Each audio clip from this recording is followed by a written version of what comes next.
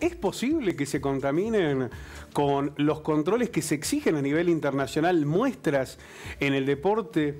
¿Cuáles son las drogas que hoy se condicionan? Porque aquí no hablamos de drogas ilegales, sino aquellas que están ligadas estrictamente con la actividad deportiva. Para poder conocer detalles al respecto, estamos en línea con el doctor Fabio Zita, quien es vicepresidente de la Federación Argentina de Medicina del Deporte. Doctor, ¿cómo le va? Muy buenas tardes, de Telegrafo Federal los saludamos. ¿Qué tal? ¿Cómo le va? Buenas tardes. Doctor, ¿qué es lo que pudo haber ocurrido en este caso en particular? Desde el club, los médicos hablan de una posible contaminación por un complejo vitamínico que toman los jugadores, al menos algunos de ellos. ¿Es factible que hoy en el deporte internacional, con los controles que se exigen, puedan ocurrir situaciones de estas características? Sí, mira, hay que hacer un caso exhaustivo. Acá lo que genera mucha duda es el tema del compuesto encontrado. Es un diurético y en el deporte el diurético está prohibido. En los deportes en los cuales hay que dar el peso porque, bueno, obviamente el día anterior tomaba un diurético, te deshidratas y das el peso. Ahora, en el deporte que no hay que dar el peso, como el fútbol, el diurético se usa como enmascarante o un acelerador de exclusión de metabolismo. ¿Qué significa esto? Un deportista que, pudiendo haber consumido alguna sustancia que no está permitida, toma un diurético los días previos a la competencia para poder eliminar esa sustancia, acelerar la eliminación de esa sustancia por riñón. Entonces es ahí donde entra en duda de que no habría una contaminación, ya que ningún suplemento dietario que se precie tal tiene diuréticos. Es decir que esta versión oficial de River podría caer rápidamente a partir del listado de los medicamentos que han consumido los jugadores. Si solo consumieron un complejo vitamínico, difícilmente podría aparecer un diurético. Es claro, salvo que sea de una marca no reconocida o que no haya pasado los controles de la ANMAT, como fue el caso Coria, supuestamente el caso Coria, de haber tomado un suplemento que estaba contaminado con un esteroide. Pero en este caso, un complemento vitamínico no debería, bajo ningún punto de vista, tener diuréticos, porque no cumpliría ninguna función. Es más, deshidrataría a la persona. Entonces, ¿para qué voy a vender yo un compuesto para darle energía a una persona si paralelamente la estoy deshidratando? Es ahí donde la versión oficial carece de credibilidad desde el punto de vista deportológico, ¿no? El diurético se utiliza sobre todo, doctor, para, usted nos decía, ocultar otro tipo de droga que se pudiera haber consumido, por ejemplo. Claro, acelera la eliminación de metabolitos, por eso se dice como enmascarante. En los deportes de contacto, en los deportes que hay que dar peso, sí lo estuvo prohibido desde siempre, porque claro, se deshidrataban el día antes, el boxeo, por ejemplo, entonces en este caso estaba deshidratado con una ventaja deportiva. Acá en este caso la ventaja deportiva sería enmascarar el consumo de otra sustancia. Acá se sabe que cualquier otro tipo de sustancia, si uno acelera la eliminación renal, podemos acelerar la eliminación de la sustancia y de esa manera pasar el control antidoping. Convengamos que en Argentina, según se dice, los controles antidoping son un poquito más laxos que los controles a nivel sudamericano. Por eso hace mucho que no ofrece un control positivo acá en Argentina y sin embargo, como ha pasado el año anterior en Copa Libertadores o en Copa Sudamericana, han aparecido varios casos que le han atribuido, por ejemplo, a exceso de corticoides. Entonces, cuando es a nivel sudamericano, como que el jugador argentino está como más expuesto. Eso es lo que llama mucho la atención, ¿no? Doctor, buenas tardes. Lo saluda Marina Ojeda. ¿Qué tal? Quería consultarle, ¿qué tal? ¿Qué tipo de drogas podría estar cubriendo, enmascarando un diurético? Porque en caso de que, bueno, se esté tapando alguna sustancia prohibida, tendríamos que pensar en alguna que mejore el rendimiento físico del jugador y no que lo deshidrate necesariamente. Claro, por eso, pero de todas formas podemos estar enmascarando dos tipos de situaciones, ¿no? Podemos estar enmascarando drogas de consumo personal, pero también podemos estar enmascarando otro tipo de drogas que sirve para mejorar el rendimiento deportivo. Cualquiera de cualquier producto que uno consuma, su metabolito de sangre disminuye drásticamente si consume diurético. Entonces, en realidad, no vamos a saber nunca que estuvieron enmascarando porque no ¿cómo se llama? Ya lo eliminaron. Pero queda el diurético dando vueltas. Bien. ¿Y qué tipo de consecuencias puede tener este doping positivo en el caso de dos jugadores, en el caso de la disciplina fútbol? ¿En la salud del deportista o en el reglamento? No, en cuanto a sanciones, el reglamento. El reglamento es un poco claro, ¿no? Se lo sancionan los dos jugadores, depende de la animosidad. Por ejemplo, el año pasado se sancionaron varios jugadores por la inyección de corticoides, el famoso Oxa-B12, y se les dio 6 meses, porque en realidad es un error del médico que no lo asentó en planilla, y habiéndolo asentado en planilla y habiendo demostrado una enfermedad, se puede dar un corticoide. Entonces se lo sancionó por 6 meses, pero más que nada por error del médico de no haberlo asentado. Ahora, cuando uno toma un diurético, indudablemente está tratando de enmascarar otra ventaja deportiva, y es ahí donde las entidades que regulan van a poner en juego esto, ¿no? Perdón, justo estoy en medio de un congreso, pero también tenemos que observar de que se dice que habría otros jugadores, pero generalmente se le hace doping a dos, control de antidoping a dos, que los dos jugadores dieron positivo, ¿no? Doctor, digamos, el laboratorio que realizó este análisis después fue denunciado, incluso ha sido desestimado alguno de sus trabajos posterior, hay que decirlo, a lo que ha ocurrido con el caso de River.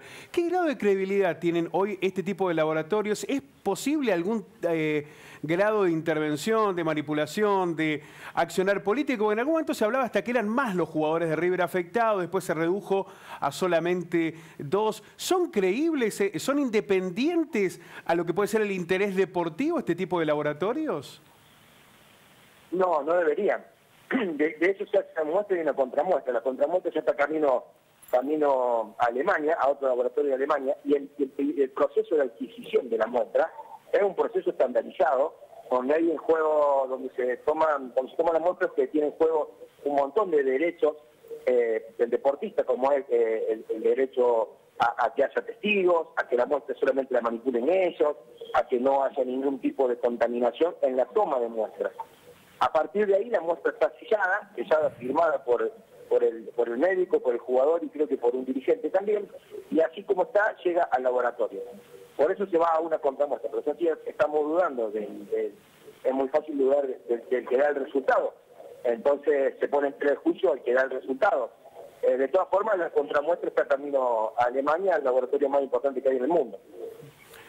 Doctor, ¿se ha modificado la lectura que se tiene sobre el tipo de sustancias? ¿Esto va cambiando regularmente, año a año, sobre el tipo de sustancias prohibidas? ¿Está ligado con el tipo de actividad? ¿También con los cambios que los propios laboratorios promueven sobre, por ejemplo, complejos vitamínicos o sustancias que pueden ser ingeridas por algún deportista? Sí, precisamente justo, acá en el Congreso Argentino se está tocando también el tema.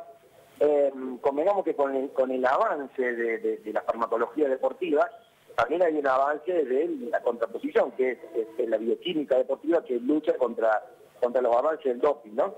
Convengamos que a nivel internacional, los deportistas, por ejemplo, o muchos países, están inclusive llegando al doping genético, ¿no? Donde se inyectan distintos virus que cambian la genética del deportista y de esa manera logran un cambio en la expresión genotípica y fenotípica. Bueno, un término medio científico, pero en realidad se le inyecta un virus para modificarlo genéticamente el deportista. Eso se llama doping genético. Se ha llegado a ese extremo, ¿no? Donde no importa el riesgo, sino que importa el resultado. Y doctor, ¿eso se puede detectar a partir de exámenes? A medida que es como una batalla ganada por un lado y una batalla ganada por el otro. De todas formas, siempre uno puede mirar con un poco de recelo y de desconfianza los valores o los datos que te dan, porque convengamos que en la historia del deporte hubo muchísimos deportistas que después de haber ganado varias medallas o competencias, se quebraron y dijeron que utilizaron doping. El caso típico de Carl Lewis, ¿no? O el caso típico de los ciclistas, que no lo detectaron nunca, pero ellos mismos tuvieron que decir que sí, que realmente utilizaron. Entonces, a medida que avanza el doping, también avanza la bioquímica, pero hay veces que la batalla la va ganando el doping. De hecho, hay muestras que quedan guardadas durante muchos años. Doctor, muchas veces se debatió, sobre todo cuando ocurrió lo de Maradona en el Mundial de Estados Unidos 94, la presencia de efedrina, se puso en debate sobre si era oportuno, conveniente sancionar al jugador, quitarlo de la actividad deportiva cuando se cometen situaciones como la de un doping positivo, en lugar de, por ejemplo, exigirle una rehabilitación o encontrarle variables que no lo alejen del deporte, sino que lo contengan dentro de la propia actividad deportiva. ¿Usted cree que es necesario o es conveniente la sanción a quien aparece con un doping positivo o se deben buscar otras alternativas? Se lo pregunto como especialista y seguramente que deberá después asistir en muchos casos a deportistas que han pasado por flagelos de estas características. Claro, pero acá tenemos que diferenciar dos tipos de consumo, ¿no? Yo creo que el consumo de sustancias prohibidas desde el punto de vista de la mejora del rendimiento es sencillamente hacer trampa, ¿no? Al reglamento. Más cuando en ese reglamento se dice que va a haber control antidoping. Pues si ya se sabe que va a haber control antidoping y yo estoy utilizando sustancias que mejoran el rendimiento, es una cosa. Ahora bien, si yo tengo un deportista que le da positivo de drogas sociales, como puede ser la marihuana, la cocaína, etcétera, que no utilizó esa sustancia para lograr un resultado deportivo, ahí las cosas ya cambiarían, porque ahí sí ya actuaríamos a un nivel social y de contención.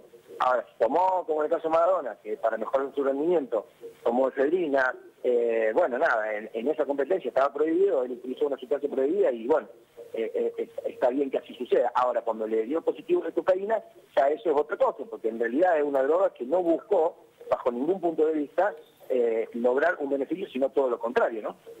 Doctor, yo quiero consultarle cuándo una infracción por doping termina afectando al club en el fútbol. Sí, teóricamente, según el reglamento, lo que estuve leyendo, cuando son más de 4 jugadores, se dejaría fuera de competencia. Y ahí hay varias situaciones encontradas, porque el doping se lo hacen a 2 nada más, en competencias nacionales. La verdad que a nivel internacional no sé si en alguna competencia, si hay duda, se le pide a todo en ese momento, pero dicen que cuando hay más de 4, sancionarían al club. Si son solamente 2, no sancionarían al club. Doctor, como síntesis, lo que podríamos señalar, apelando a su idoneidad, que agradecemos especialmente porque sabemos que está en el medio de un congreso además, es que es difícil creer esta versión oficial de la contaminación, y el otro eje es que este tipo de elementos, hablamos de los diuréticos, se utilizan para ocultar otro consumo de drogas, y es esto también lo que se pone en juego en el análisis que deberá realizar la Conmebol sobre lo que son estos 2 jugadores de River, ¿no? Claro, eso básicamente en el mundo de la medicina del deporte lo que se duda, más teniendo en cuenta que River estaba en una competencia de fin de semana y miércoles, por tal motivo, obviamente, que la parte médica generalmente busca darle algún beneficio farmacológico al deportista, como puede ser el caso de corticoides, ¿no? También, ojo, corticoides disminuyen la inflamación, son equipos que han tenido muchos viajes también, porque esto es con Perú, creo. Entonces por ahí se le hace un inyectable de un corticoide, se pasa de dosis, y bueno, para que no se pase de dosis se le da el diurético, y al final termina siendo peor el problema que peor la solución que el problema en sí, ¿no? Doctor, le agradecemos muchísimo este contacto, y seguramente cuando ya esté de regreso de este congreso allí en Rosario tendremos la posibilidad de un cara a cara para poder profundizar aún más esta problemática, que es, más allá del caso puntual de River, muy interesante para abordar sobre la salud en el deporte, que es precisamente lo que está ligado para evitar el consumo de este tipo de sustancias. Le agradecemos muchísimo este contacto. Muchas gracias a usted, la verdad que ha sido un placer, y bueno, espero la oportunidad de visitar el piso. Muchísimas gracias.